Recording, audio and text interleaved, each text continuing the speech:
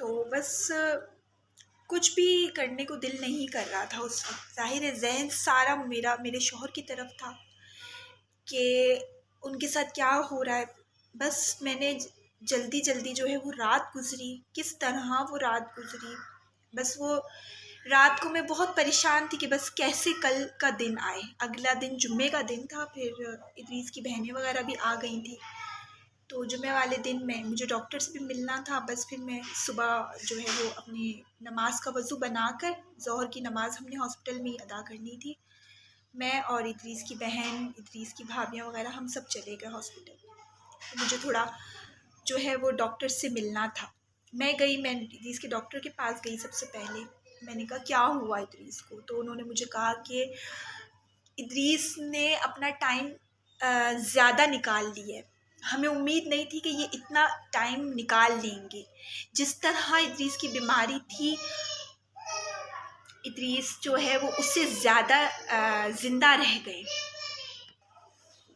तो उन्होंने कहा कि इदरीस के साथ किसकी दुआएं हैं, ये किसकी विश से जी रहे हैं।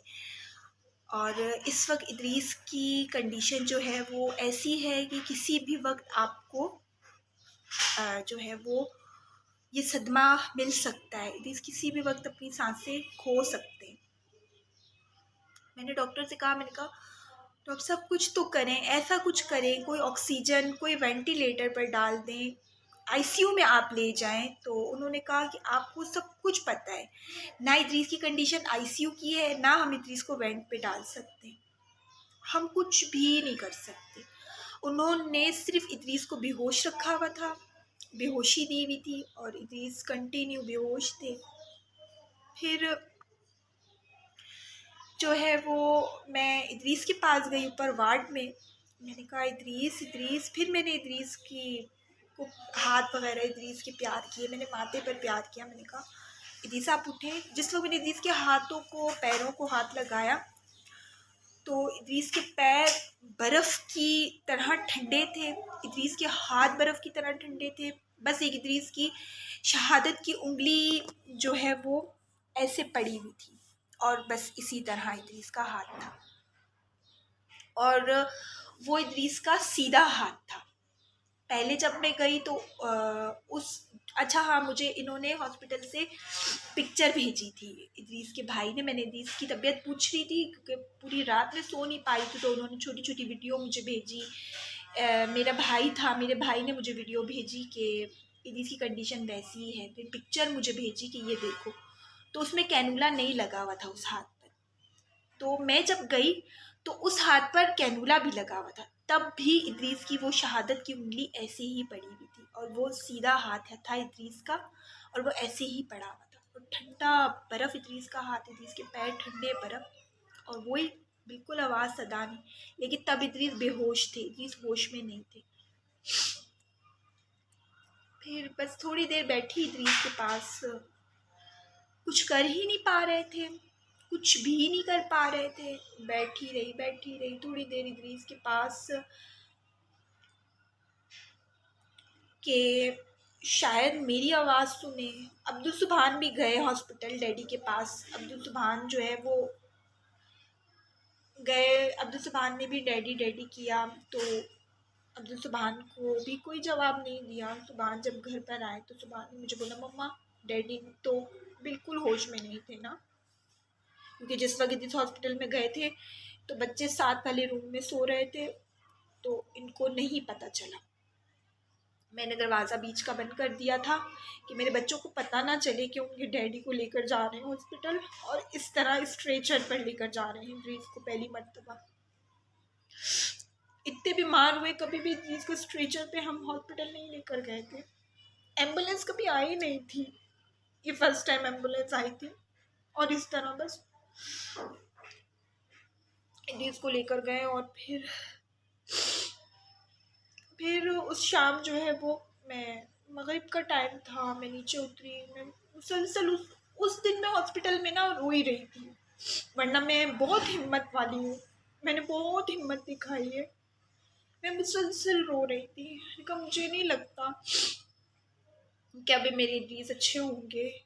बिल्कुल मुझे उम्मीद नहीं है कि अभी इदरीस अच्छे होंगे। ख़त्म एक मेरी आस टूट गई थी क्योंकि उन्होंने मुझे आंसर देना बंद कर दिया था।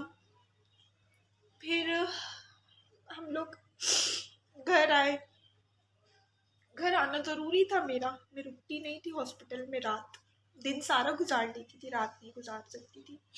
मेरी दीदी की बहन वगैरह थी मेरे साथ, उन्होंने मुझे बोला चलो बेटा घर चले। फिर बस मैं घर आ गई।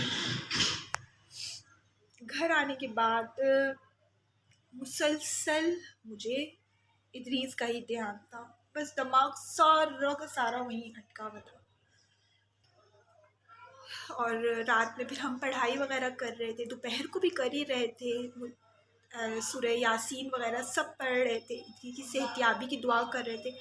हम घर पर सब के सब बहनें वगैरह सब आ गए थे, हम सबक अपना पढ़ रहे थे, जितना हो सक रहा था सब मुसलसल यही पढ़ रहे थे। फिर मेहमानों का आना जाना शुरू हो गया था, सबको पता चल गया था कि इदरीस हॉस्पिटल में एडमिट है, इदरीस की कंडीशन बहुत ख़राब है। फिर उसके बाद जो है वो मैं रात के 2:30 3 बजे तक इदरीस की बहन का दिमाग इतना मैंने ख़राब किया उस रात में, बस उनसे बस इदरीस का जिक्र, शिवाजी इदरीस ऐसे करते थे ना, इदरीस ये बोलते थे ना, इदरीस ये करते थे ना, मैं उनको इतना पागल कर रही थी, मैं बस उनको इदरीस इदरीस इदरीस, और मैं रोए जा रही थी। जैसे कि उस रात मुझे आगाही आ गई थी, मुझे पता चल गया था कि आज की रात इदरीस ने नहीं रहना। फिर मैंने आखिर में मैंने खुद बोला, मैंने कहा आप क्या सोच रही होंगी ना कि मैंने आपका कितना दिमाग ख़राब किया ना। अच्छा चलो बिस्तर लगा लिया था मैंने कहा चलो आप भी लेट जाओ थोड़ा सा, आप भी सुबह की मेरे साथ उठी हुई हो ना। बच्चे तो मेरे ऊपर सो गए थे भाभी के घर पर, हाँ शायद उस रात ऊपर सोए थे, शिज़ा तो ऊपर ही सोई थी, यासीन सुभान का मुझे याद नहीं है, शायद यासीन सुभान भी ऊपर ही सोए थे।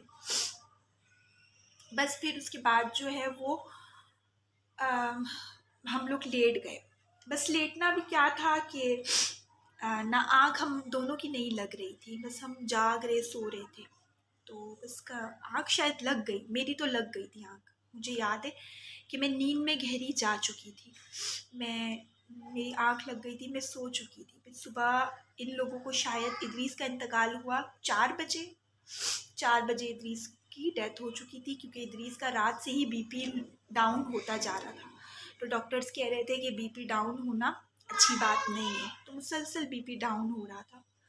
फिर 4 बजे इदरीस की डेथ हो गई और घर में बताया, ऊपर सबको बता दिया, लेकिन हमारे पास कोई नहीं आया। मैं और मेरी नंद हम दोनों अकेले यहाँ पर मेरे पोर्शन में सो रही थी, वो मेरे साथ।